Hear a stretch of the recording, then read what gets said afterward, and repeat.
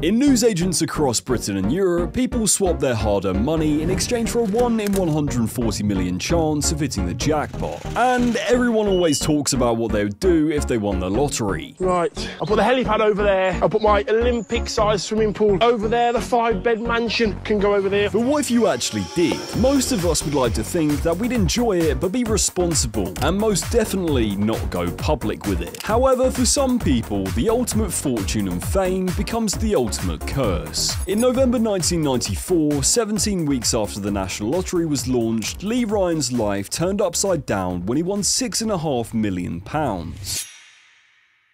At the time, he was living with his partner Karen Taylor and their 3 children in a council house in Leicester. The couple bought the lucky ticket while Lee was awaiting trial for handling stolen cars, which meant the money landed in his bank while he was in prison. However, Lee's cellmate was quick to warn him to be careful what he wished for. It hit the headlines in March when he and his girlfriend scooped £6.5 million on the National Lottery. After serving 9 months, the sudden injection of funds into Ryan's life allowed him to indulge in various luxuries, including a £1 million mansion equipped with a swimming pool, tennis court, sauna and jacuzzi. He acquired a large fleet of vehicles: Bentley, Ferrari, Porsche, BMW, all bearing personalised number plates. If that wasn't enough, he also bought 2 Ducati superbikes, a £125 grand plane and a £235 grand helicopter. The guy basically lived every guy's dream. However, this initial euphoria of the win soon became a source of immense turmoil. At first, Lee tried to keep the win confidential and under wraps, but after sharing the news with relatives, it became public knowledge. This exposure to the outside world led to various security concerns, including the plot to kidnap one of his children, which resulted in him hiring an ex-SAS soldier for protection. His paranoia was compounded when an arsonist burned his £145 grand Ferrari and £15,000 grand caravan on his property. If that wasn't enough, Lee and Karen separated, and an employee also stole £40,000 from him and was subsequently jailed for 3 years. After splitting with Karen and selling their mansion, Lee moved to Kyrgyzstan with his new partner, where he invested £2 million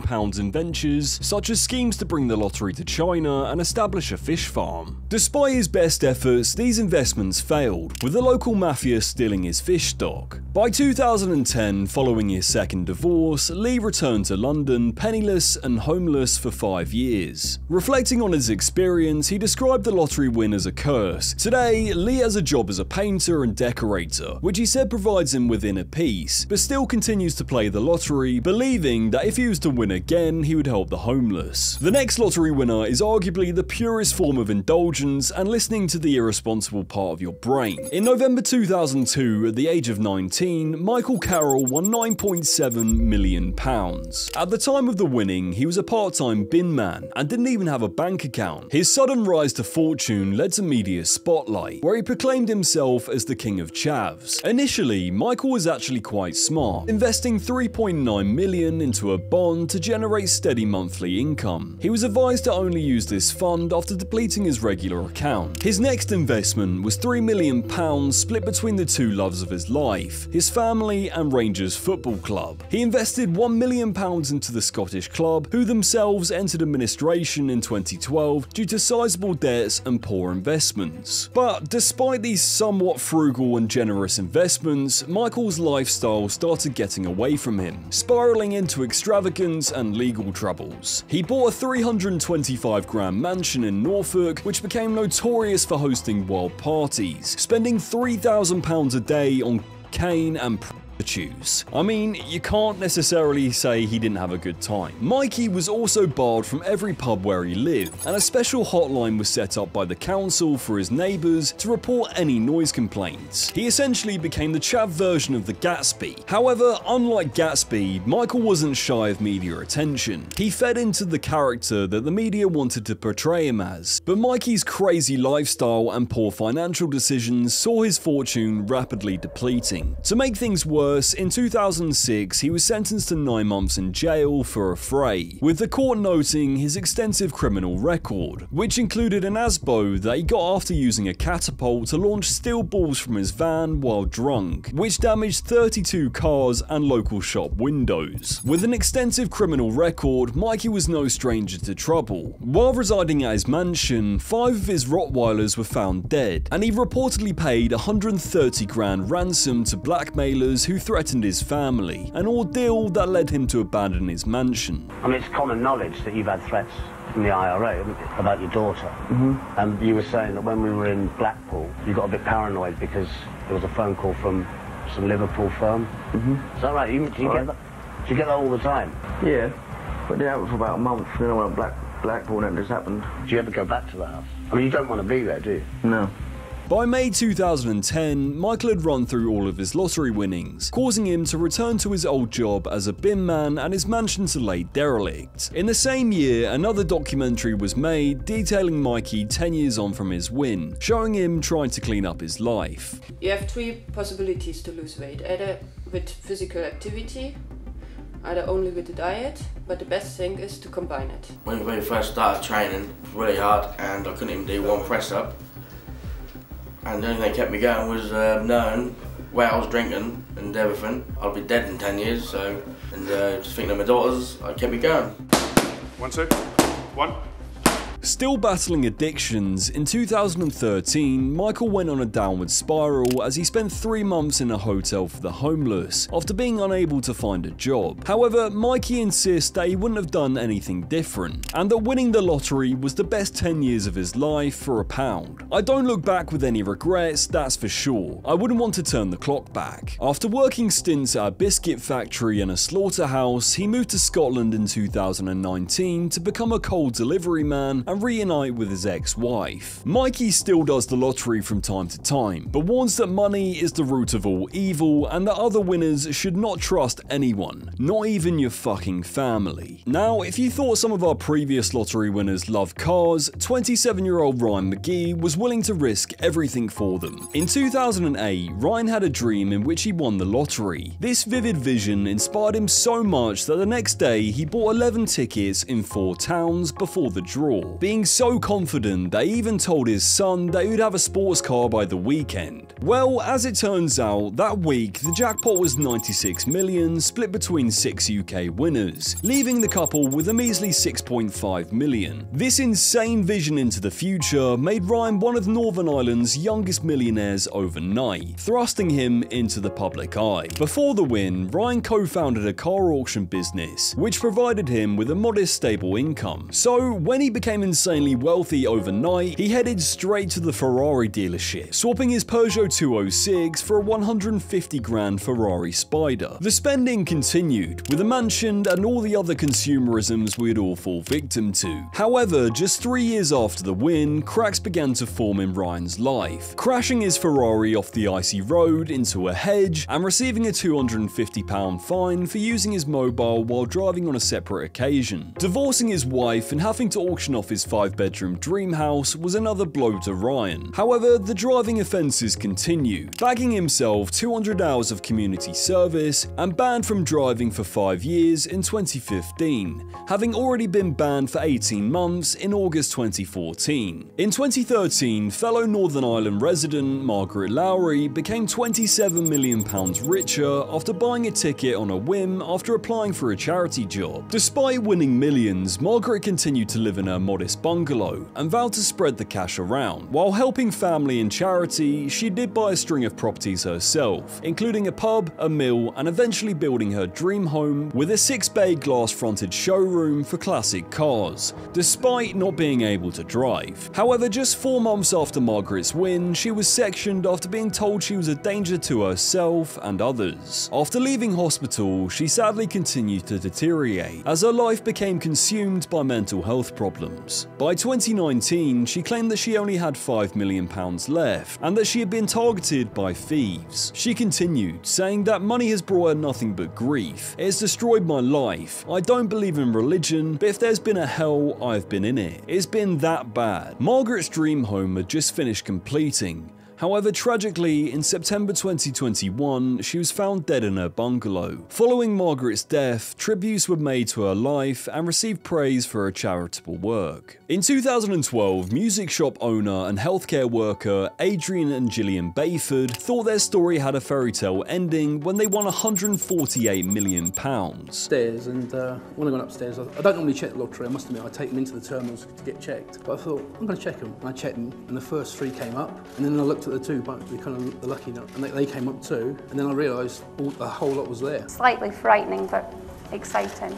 It's such a large amount that it isn't something for one person, it's something to share with other people. The couple vowed to remain grounded despite the win, sharing their wealth generously with charities and helping their children, friends and family. Of course, like anyone would, they bought luxury properties, which included a Georgian mansion along with other high-value assets. However, just 15 months into the incredible win, cracks began to form in their relationship, leading them to publicly announce their separation, citing irreconcilable differences. Gillian and Adrian split their winnings equally during the divorce, but the couple's lives diverged dramatically, leading them to both experience a series of turmoil. Gillian moved back home to Scotland, where she allegedly forced her best friend out of the company they started together, set up a hair salon, and then married a convicted fraudster who stole $13.5 grand from Tesco's. During the 2020 lockdown, Gillian became a mother again, sharing the child with Brian. However, in March 2024,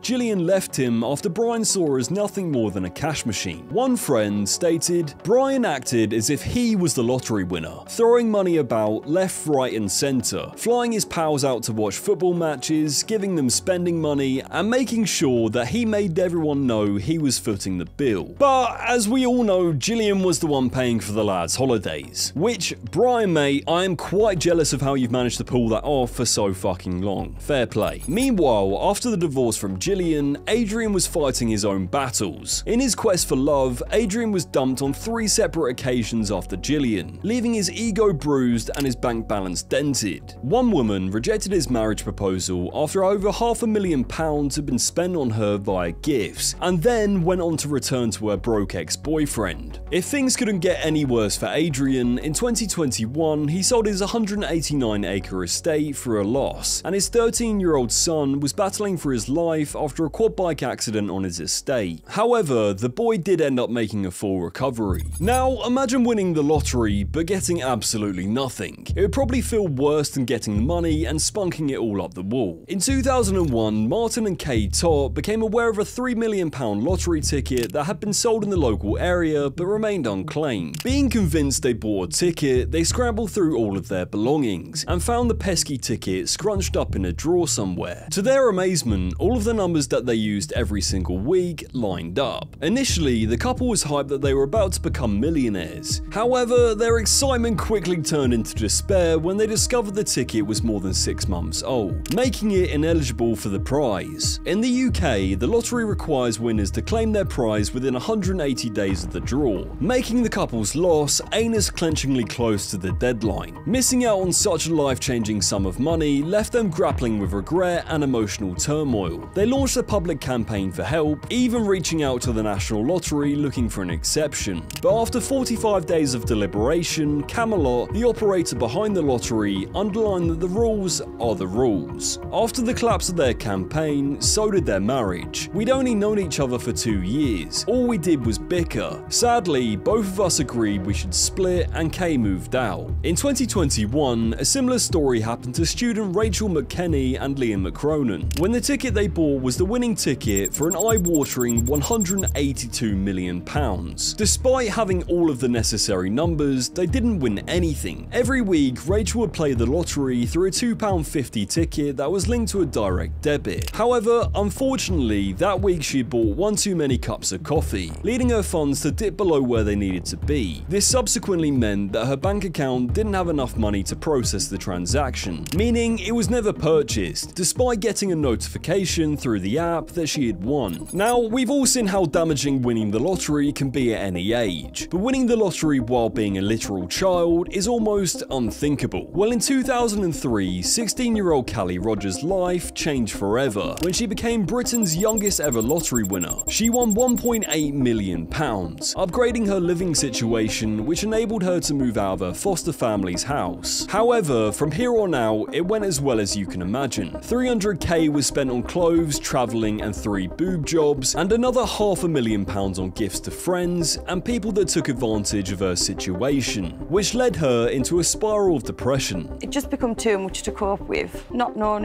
who liked me for me anymore as well was difficult, and all the stress of having all the money. And I kind of just wanted to go back to having a normal, quiet life. But it was a lot to do with not knowing who loved me for me and who was just using me anymore. Yeah, I think at 16 you're still just a child and you don't have any understanding of money and concept of it and what it brings with it as well. Callie's experiences, including being subjected to the wrath of British tabloids at such a young age, led her to become an advocate for raising the age of entry for the lottery to 18. After her win back in 2003, Camelot stated, "Callie received extensive support from us which lasted for many years. She didn't take up the independent financial and legal advice offered by us. However, our winners team fully supported her and helped her to handle her media interest. However, since then, Callie's campaign and case study have been successful in having the laws changed to over 18. Today, the 37-year-old Callie is a mother to 5 children and finds peace in her family instead of materialistic items. Winning the lottery is everyone's dream, but a lot of the common themes in these stories come down to financial illiteracy, strained relationships, addiction, and bad luck. Or good luck, I guess, depending on your perspective.